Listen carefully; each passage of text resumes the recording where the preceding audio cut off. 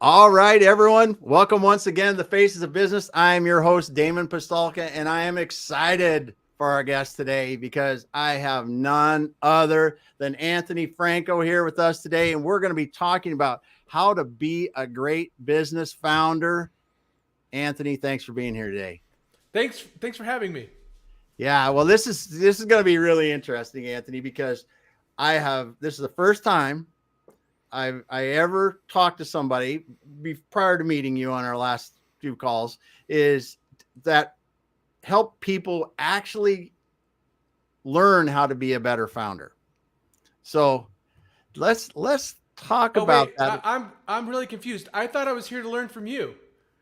Wait, Not for me, wait, man. you have the wrong guy.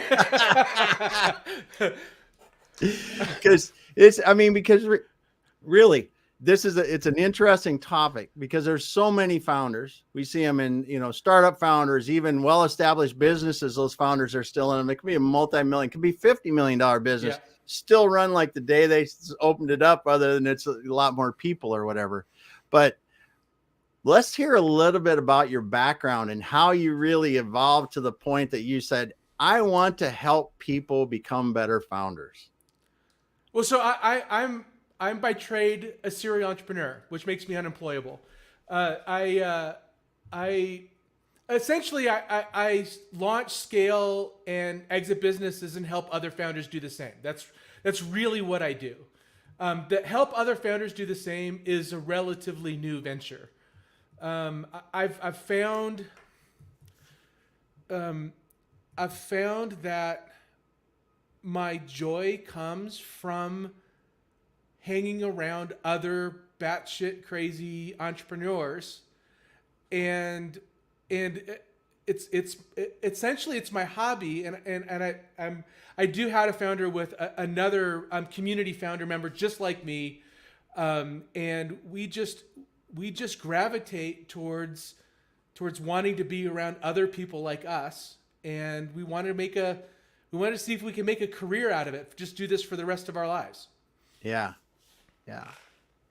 So let's talk about your background a little bit. You said you started out launching, scaling, and exiting your own business. Tell us about that a little bit.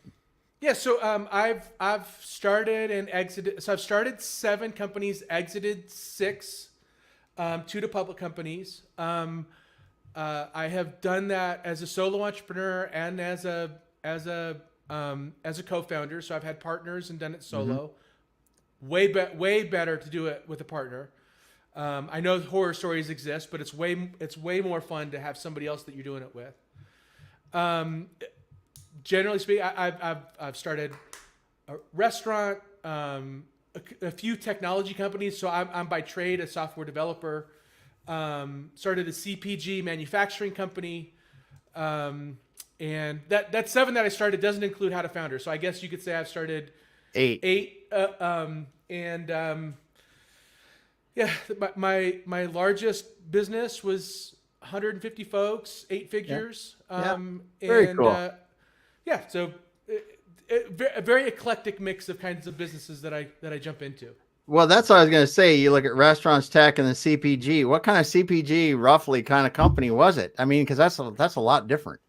It's a lot. And manufacturing is like CPG is a little bit different, but we manufactured our own products. Okay. The company is still around, and it's called MC Squares. Actually, had to shut the factory down, but still selling products, and pulling those in from other Yeah. from contract manufacturers. Yeah. And it's reusable office products, tacky Very cool. markers, that kind of stuff. So Very in the cool. office supply space. Yeah. So in starting these 7 companies and then starting your 8th company, How to Founder, what are some of the big things you've learned on how to founder? Um, How to Founder is more about what not to do. So I have a lot more things that I know what not to do. The the the the fundamental issue with being a founder is it's incredibly lonely. And you know, you run into, first of all, if you're a good founder, you're doing something that's never been done before, and you've never done it before. So there's not a lot of support, and if you have employees, you can't go to your employees and say, "I have no idea what I'm doing here." And Yes. if you can't go to your investors, you certainly can't go to your spouse. Yes. And so there's nobody to talk to. So How to Founder really started with this notion of we want to first help give a reference manual, for lack of a better term, of the things that you need to have a good mental model for. And that starts from everything from, what is work-life balance, if there's such a thing, all the way down to, like, our podcast this morning was about, what business entity do I choose? So it's very tactical. It's very much how to founder. Yeah. And we're also doing things here locally currently on doing community events that are in person. We're doing founder peer groups. So helping solve not only the complete void of knowledge on how to do stuff, things that MBA professors won't teach you how to do, Yeah. and putting you around other people like you that you can have honest, genuine, authentic, vulnerable conversations with. Yeah. I think as founders, you mentioned, the lonely, most founders don't understand that until they're in it and realize that, yeah, you can't, well, you can talk to your investors, you can talk to your employees and your spouse, but it's not a good idea in a lot of cases, because there is a lot of unknown, and most people are not ready for that kind of risk, Yeah, exactly especially right. your friends and family. I mean, that's where you see a lot of it. And you can just do a couple of YouTube searches and you'll have 100 people that'll tell you about never tell your friends or family your real dreams because they're just trying. But yeah, so it's funny. Heather dropped a comment. Lonely is so resonant. Yep. That's Yeah. yeah. There's a reason. There's a reason why we suffer from higher rates of depression, suicide, divorce, mental, mental challenges. There's a reason for that, and that's because of the fact that we're so alone. Yeah. Yeah. And adding the things that you're doing with the peer group, the communities, and really giving people, founders, a forum where they can build relationship with other founders that are in similar situations that they can talk to is very powerful. Very Yeah, powerful. we've just, so this is a brand new venture for me. We literally started 1 month ago. Nice. Already it's the most traction I've seen from anything that I've ever done. Just there's so much need. We're getting not only founders, and we have a pretty good network here in Colorado of founders. We hope to make this a national thing, but right now we're starting here locally. And Yeah. we're also getting some really great traction with people that want to write us checks just to help other founders, like scholarships for peer groups, and cities wanting us to apply for grants to train founders. So it's been an incredible journey just over the last 30 days. I can't wait to see where we go with it. Yeah. Well, the startup community. Well, Denver's a big startup community, and we'll talk Right. about that. You mentioned the big event that's coming up there. I want to talk about that. But a lot of these cities have vibrant startup communities. It's more common than you realize, and it is, as you said, it's important for the communities because they continue that new business development. They give people good jobs with these new startups, and it gives. I mean, when you look at the startup community or the founders that are making these new businesses, and you look at the big publicly traded, you sold a couple of your companies to publicly traded companies. I mean, that's where I believe anyway, and I could be drastically wrong, but it used to be anyway. That's where the real innovation comes from. These small companies are creating these innovative ideas, and then a lot of times their exit is to a larger company that uses it, and or to a public company, like you said. And this is an innovation engine for our country. I 100%. We say Founders are the pioneers of economic prosperity, and we're here to equip them for the journey. That's really, you nailed our tagline right out the gate there. I'm writing that down. Founders are Okay. the pioneers for economic prosperity. That's great. Yeah, it is. So we got Ruth stopped by and said, "Hey, great to be able to join you all." She also said, too, that is incredible testimony on sponsorships. It is really, when you get the sponsors coming in that early, you want to help because they do see the economic development that happens from these startup companies and how they do. Yeah, good stuff. Good stuff. So as we move along, we talked about it's incredibly lonely. So what are some of the things you said you like to tell people what, or help people with what not to do? Let's move in that direction then. So I'm a founder. I'm thinking about starting a company. What are some of the things that we don't want to do? I would, if I actually have a story about this. Somebody came up to me once and said, I'm thinking about being a founder, and I told them not to. I told them don't do it. And for all the reasons that I've already mentioned. It's lonely, it's higher rates of suicide, higher rates of depression. You are going into a market that against people that have more resources, more traction than you could ever hope to have. The likelihood that you're going to fail is incredibly high. So the first mistake a lot of founders make is they actually decide to be a founder. And I think I say that with a lot of love, because the truth is if out of one conversation I can talk you out of it, I've done you a favor. Yes. It's because if I can talk you out of it, then you shouldn't start. There are the few that look like I have no idea what I'm talking about. They're not going to listen to me. Great. You're the founder. Like, you're the entrepreneur. Yeah. If I can talk you out of it, you're probably not. And that's fine. Most unknown truth, most entrepreneurs that have been doing it for years are envious of normal people with normal lives that have normal hobbies. We're jealous of you. We don't understand why anybody would want to do this other than they have no other choice. So the first, to answer it again, the first rule is don't start. Yeah. Decide not. Yeah. And it's a great point, because if you having a conversation with somebody could deter them from being a founder, they certainly don't have it in their blood enough to be a founder, because they are going to get punched in the gut a lot of times as a founder. Like you said, you're going up against people with more resources, more traction in the market, and a lot of other things that you're going to start out without. So, and then the second thing I would say, the common founder mistakes are,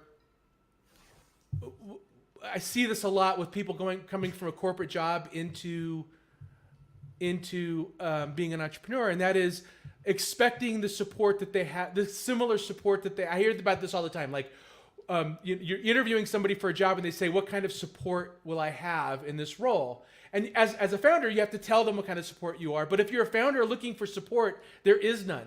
So believing that there's a support structure for you is another mistake. A third mistake that I see often is doing the things that feed your ego versus doing the things that feed your business. You are both the center of the attention and can't be the center of attention for your business. You can't do it for the same reasons that you do almost everything else in your life. You have to exist for the business's sake, not the other way around.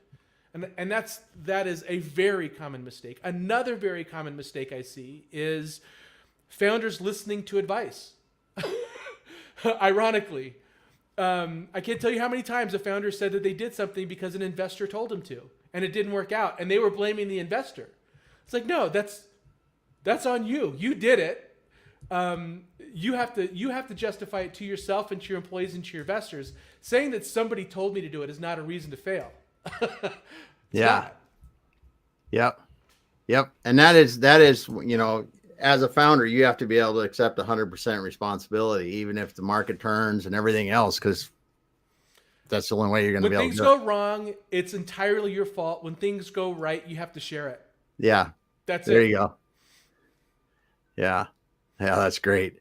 Um, it's one of these things, I think, that as you go into it, you do develop a, I don't know, a tolerance for it. Do you find that, like, you've been through the founder process multiple times now? Does it feel normal to you anymore? Um, oh, it's a really good question. I've lost my sense of normalcy, so I'm struggling to answer the question a bit. The the I'm happiest in chaos. So I would say I was asked a question once. What makes you lose sleep at night? Um, and I said if things feel good, I lose sleep because it means I'm missing something. And so I think that sense of this weird dichotomy of being an optimist that you're going to succeed and completely paranoid that you're going to fail, that is where founders should live all the time. That's normal. And so if you lose that, you lose your edge, and all of a sudden you lose what you're working on anyway. Yeah. Yeah. I like that. The economy of believing you're going to succeed and the paranoia of thinking you're going to fail at every turn. Yeah, yeah. It's this weird thing that we have to deal with. Yes. Yes. And it is often the truth. I mean, your belief is the only thing that gets you there, and you can get chopped down at any moment in the early years. That's for sure. So as you're seeing this over time, and I know you're just launching How to Founder, you're getting that going, but over the years as a founder, what have been some of the best resources, best things you go, wow, that really helped me as a founder? Uh, so for sure, being around other founders, I put that at the top. Being talking to other folks that have done it, and just asking for help, not being afraid to ask for help, and not even help, just, hey, I want to talk through this thing with you, and just getting a second set of eyes on it, very helpful. A book that I talk about all the time there's a couple books that I absolutely loved the Elon Musk biography. That was brilliant. Now I know he's a stereotypical entrepreneur that everybody talks about, but there's a reason he's so successful, and Yeah. that book really kind of unwinds a lot of that. The other one is kind of a strange one. It's a book called Strength Finders, or Strengths Finder, and it's a really easy read, and it kind of tuned me into being comfortable in the things that I'm good at, and being comfortable in surrounding myself with other people in the things that I'm not. It also has a lot of analogies to, or Mm-hmm. analogs to the traction, the entrepreneurial operating system, and the visionary integrator dynamic. Yep. And so being okay with not being good at all the things you need to be good at, really kind of changed my perspective and opened my eyes quite a bit. Yeah. Yeah. That's awesome. Because it is one of those things where you're not going to be great at everything. And sometimes as a founder, or it's just worth it having somebody else that's good at it do something rather than you try to do it, because you're going to waste time and not do it well as it needs to be done. I think that's the thing that really is tough when we go, because we're, 9 times out of 10, you're cash strap or time strap in cash or time. You're deficit of one of both of those every single day. Usually And, both. Yeah. yeah, usually both. And so I'm going to try to do everything. Well, if I'm not good at something and I'm trying to do it with not enough resources, I'm really going to do it poorly. And that's where you run into trouble, I think. There is one thing that all founders need to be good at, and that's sales. Yes. If you have 100%. to be good at sales. 100%. Yeah, that is surprising to me because there's a lot of founders that don't understand that. Yeah. And they start a business and they don't last in business long because of that. It is almost a cliche about founders starting a great product and not being able to sell it. It's a cliche as an entrepreneur. Great idea, great execution on the idea, great product, and it sits on a shelf. Yeah. Yeah. And conversely to that though, there's been a few things. I watched something about the space race, some Netflix documentary here a while ago, last week or something. And there are some CEOs in there that are alongside SpaceX and some of the other ones around the world. And you listen to them talk, and they're founders. Yes, they're getting lots of investment now on these kind of things, but there's a whole different level of confidence and belief in their success for some founders, I think, and the ability to sell, because I'm the ability to sell that allows them to go from 1 to 1,000, where a lot of us are still trying to go from 1 to 5 to 10, 1 to 2 to 5 to 10, because their belief is just their thought process is that they're thinking big, or whatever you want to look at, a cliche and book. They think at a different level that goes, hey, we're here. And it's amazing to see. And they're not all successful, right? There's a lot of them go down in flames like everybody else, but it really is interesting to listen to the people talk. And like you said, the Elon Musk autobiography, to really hear how some of these founders that have done it like that, the way they think. Yeah. So of all the things that I said, the reason not to be a founder, and all the things that are stacked against you, the thing that you have going for you is exactly that. And the thing that your competitors don't is the belief in what you're doing. And that is incredibly powerful. Their employees don't have that. Your employees won't have that, by the way, either, which is why it'll make you'll be a better salesperson than anybody else will, is because you have that fundamental belief. When you lose that belief, it's time to exit. Period. Yeah. Yep. And you can see that when people stay around too long after that too. Yep, exactly right. Yeah. So what is the most fun you have being a founder? So I like getting in the weeds. I like figuring. So every founder will tell you that they like solving problems. And so when I'm helping a brand launch with launch partners, or I'm helping a founder figure out a hairy, audacious goal, or a really crazy negotiation problem, that's the most fun.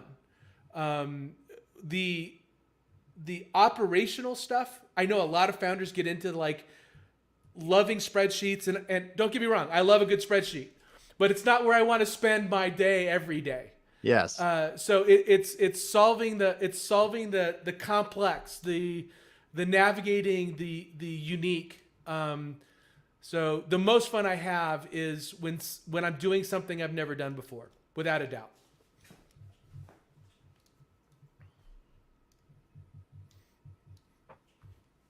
So as we're looking towards how to founder and in this kind of environment, are you thinking that AI is going to be a huge disruptor in the founder community, or is it really, once we get things going, it helps us be more efficient or after that?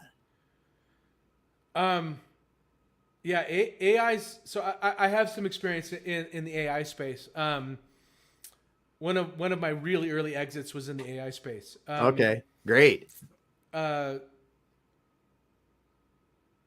AI is one of those things. So any new innovation comes along, people panic that it's going to. The printing press was an evil thing that came out that everybody was afraid it's going to take jobs. It was going to Mm-hmm. ruin society. So AI is no different. The difference is what I'm a little worried about is the pace of at which innovation will happen with AI, and Mm-hmm. are we ready for it? So I don't know. I want to be able to predict that. I'm not sure. I do think in a general sense, and I'll talk about it as a founder specifically, but in a general sense, there will be a point at which AI gets so advanced that it will stop being advanced because we won't know how to leverage it. It'll be, it'll make better decisions than we would, but since humans control the implementation of those decisions, we'll screw it up. So there'll be a plateau. Yeah. Because we just won't have the brain capacity to understand why the AI made that decision and really trust that it's the right decision. I think we'll get there. Now, for founders in particular, what I found interesting is some folks are talking about this now that teams are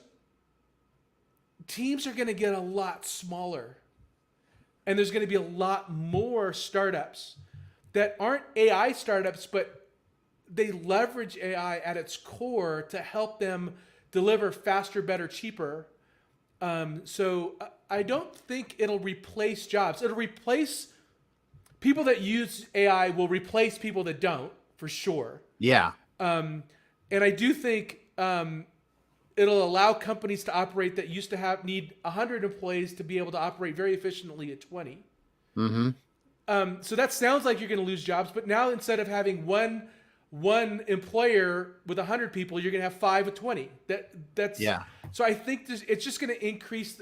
It's going to exponentially increase the rate at startups launch, and be able to pivot for customer. So I do think that we're going to see a lot more startups because of AI, and not AI companies. Like How to Founder isn't an AI company, but you Yeah. better believe we leverage the hell out of AI. Yeah. Well, and it really, I think that it comes back again to fundamentally what AI can do that we can't, and it can comprehend things in different dimensions and different detail levels that we can with as humans, and it will identify areas of opportunity as founders to explore. And then you could say, yes, this might be something that we want to try. Yeah, And it's ideation, like that early stage, like give me 10 ideas. It's great at that. 6 of them suck. yeah, 2 of them are ones you thought of, and 1 or 2 of them you're like, wow, I would have never thought of it that way. yes, So it's really good at that, and it's just going to keep getting better. yes, yes. And I like what you say about the teams getting smaller and leverage AI to go faster and better, cheaper. It's a natural progression, and I think you're right too in that those teams, their productivity will be better, and we're going to see that companies are going to use AI because they already are, but they're going to continue to use that, especially at the small company level, to be able to go farther, faster with the existing people to really maximize their potential before they need additional investment. I mean, that's the thing that's really I noticed a Yeah. lot in the startup community. It's like some of these companies now you look at and you go, it's really a shame that you're sitting here saying you must have investment at this point, because from a founder standpoint, we're always doing the trade-off of, do I want an investor, or do I want to create more wealth for myself, not have the investor that I've got to deal with at this point, um, and is it really my best opportunity now? Because there's points, if you start too early or you start too late, you miss these good windows where it's the right time to take an investment in. And I think it's a shame when I see people that want to do it too soon.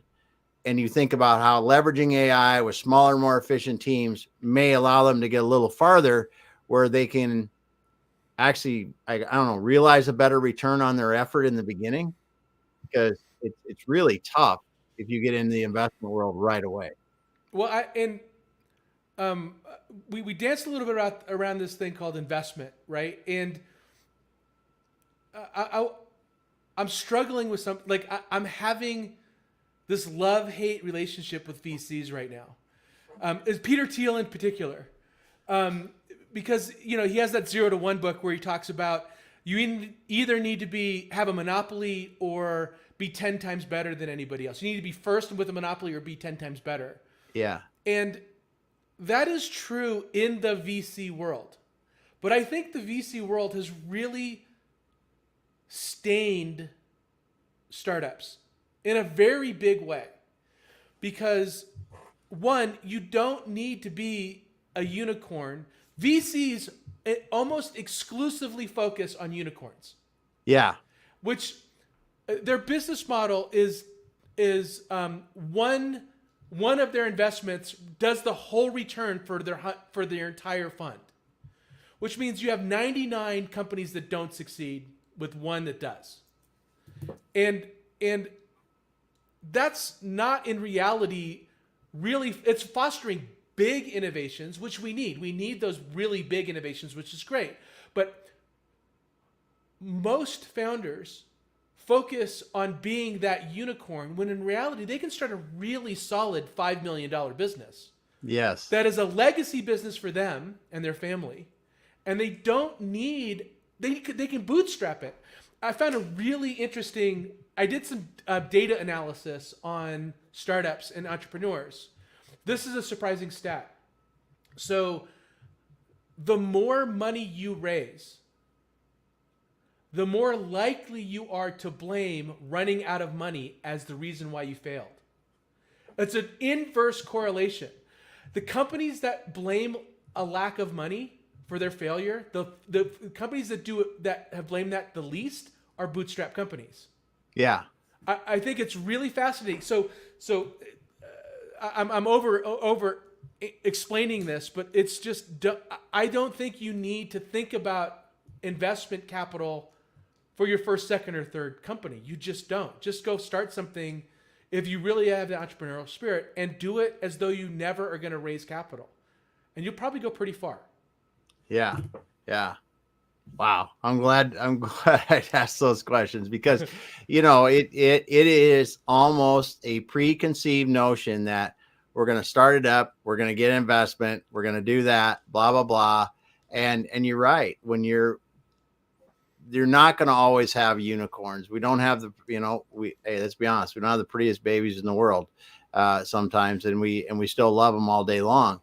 And it's just the thing that you said that was so telling is you could bootstrap a $5 million company all day that creates a nice legacy for you, that you could exit, that you could then go on and do something else.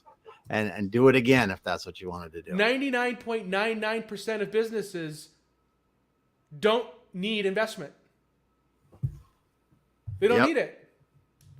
So, but that's where all the energy comes from in the startup community.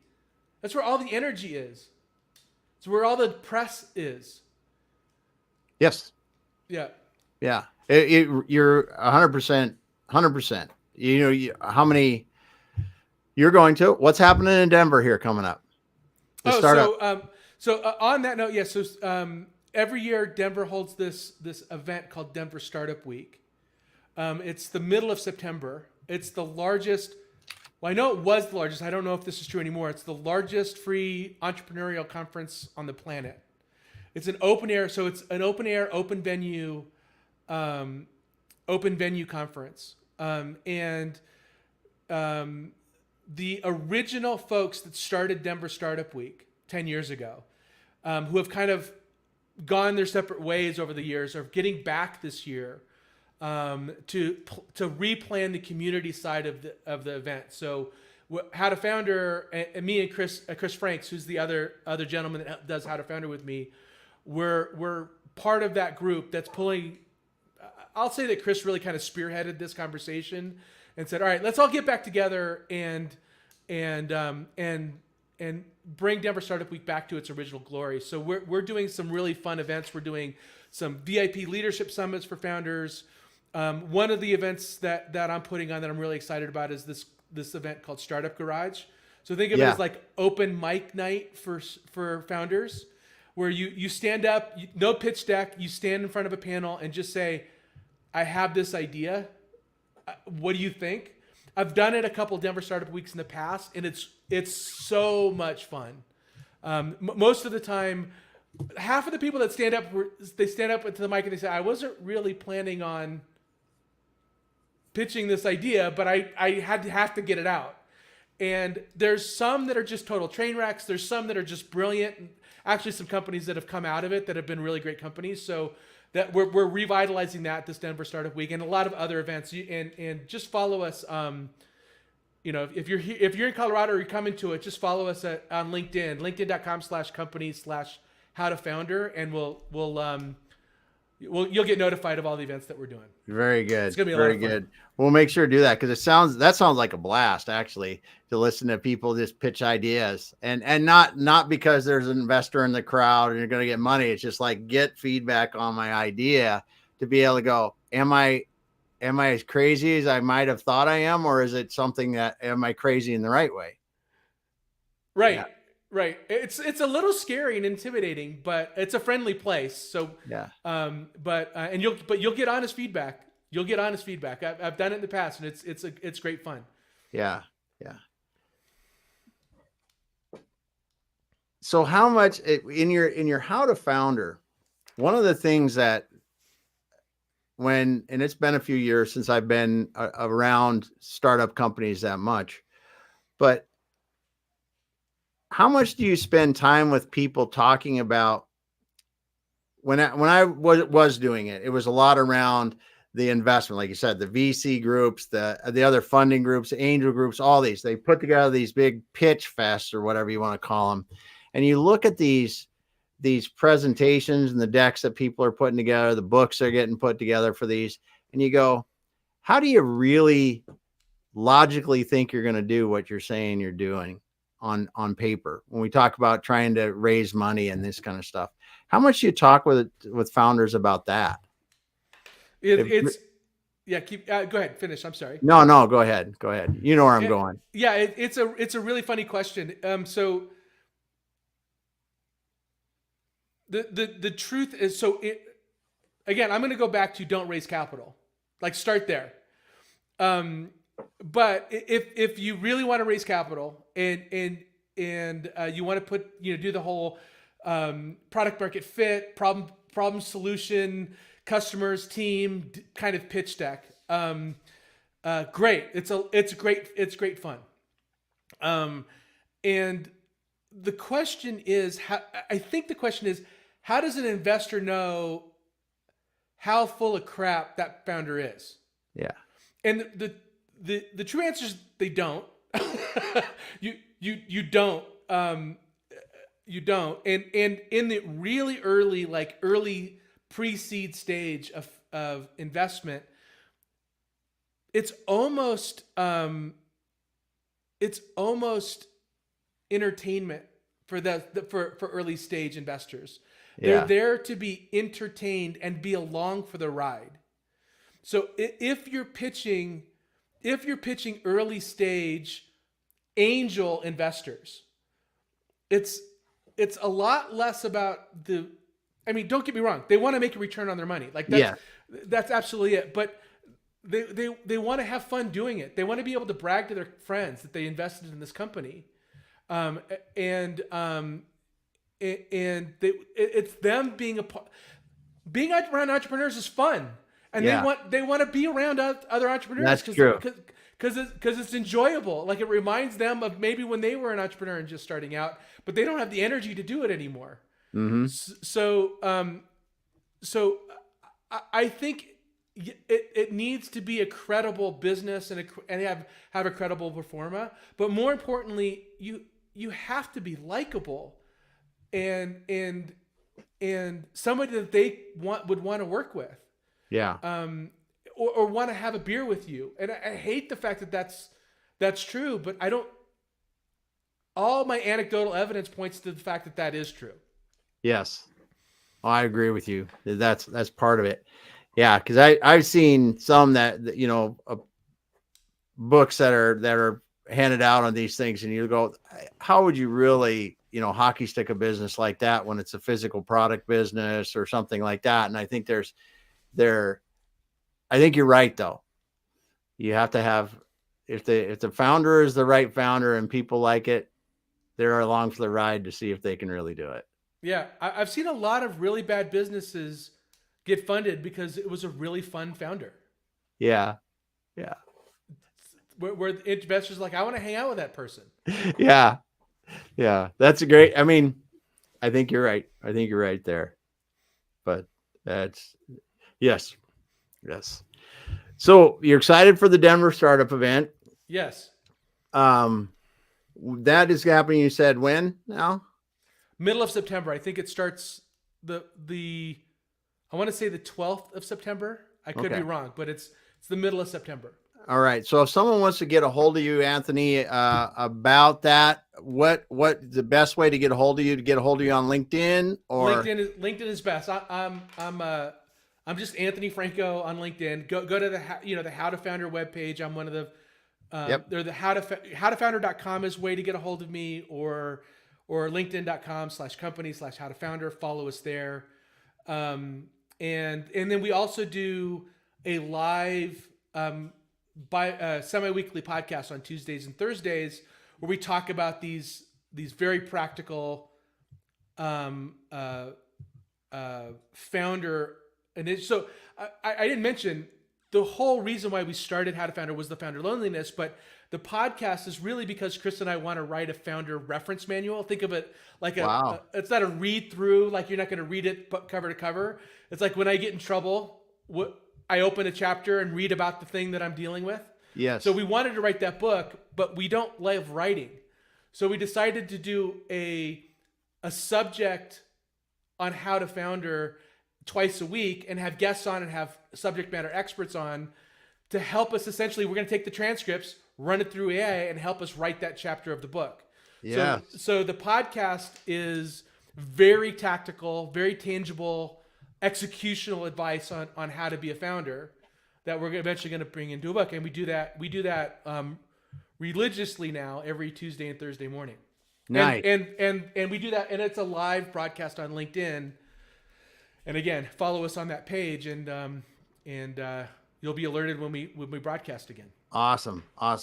Well, we'll make sure you're tagged in the event here, so we'll make sure that's there. We'll drop the links into How to Founder in the post as well when we finish up. Anything else you'd like to leave before we shut down here, Anthony, as to if someone is out there in the founder game now, they've got a company, they're rolling down the road, what would you like to tell them today? My heart's with you. I love you. Like I'm in it with you, even though I don't know what you're doing. So first of all, you're not alone. Go find a founder community in your area. A great one that's national is 1 Million Cups. It's a great one to get involved in. It's a magnet for founders. So if you have one in your area, go to it. But there's certainly founder meetups in your area, and if there's not, you're a founder, go start one, or reach out to us and we'll help you build one in your community. Awesome.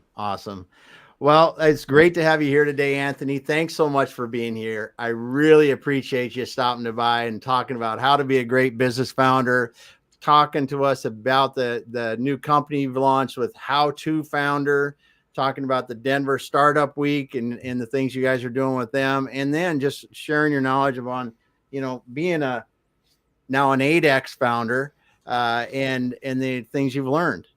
Thanks for being here today. I can't tell you how much I appreciate you helping me get the word out a little bit here. I really do appreciate it. Yeah, it's great to have you on today. And I want to thank Heather for stopping by today, and Ruth, and making sure we got Emmanuel. Thanks for stopping by today. I appreciate that. If you got in late on this, go back to the beginning, because Anthony was dropping a lot of great information for founders. And it started right out of the box when he said, do you really want to be a founder? Because you got to be committed to this.